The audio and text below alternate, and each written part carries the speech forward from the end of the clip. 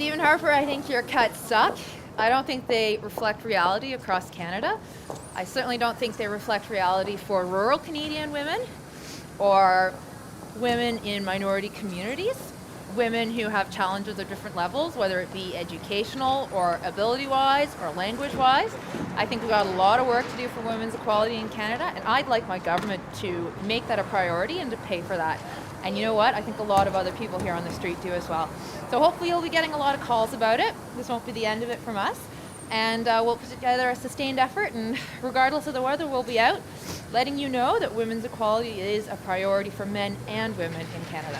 Hi, Stephen Harper. My name is Jamie Liu, and Hi, I'm Niall Lingfield. And we're here to say that women in Canada are not equal.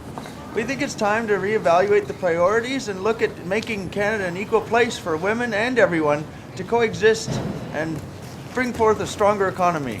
And the Conservative government has a duty to make sure that women have the access to resources, to make sure that they achieve some sort of equality within Canada. And the fight is still yet ahead. And cuts to the funding programs just put us back a few steps on our march towards greater equality.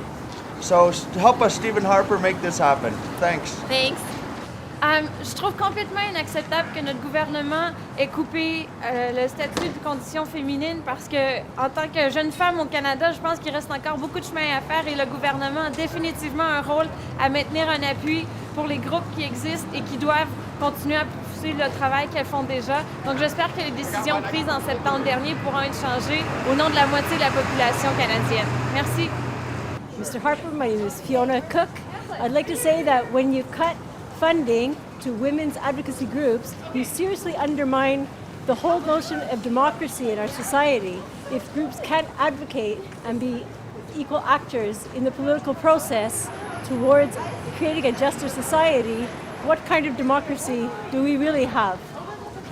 Stephen, my name is Nadia Drost, and I want to send a message to you as a woman and as a citizen of Canada. I want to inform you that we have not reached equality for women in Canada, and therefore it's completely inappropriate that your government has just cut funding for many women's rights organizations, and therefore is sending a signal that there is no problem in terms of discrimination towards women in this country.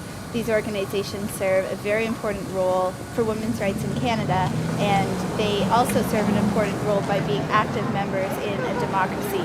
And considering the low number of women who make up Parliament currently and make up top decision makers, we need strong organizations made up of women more now than ever before.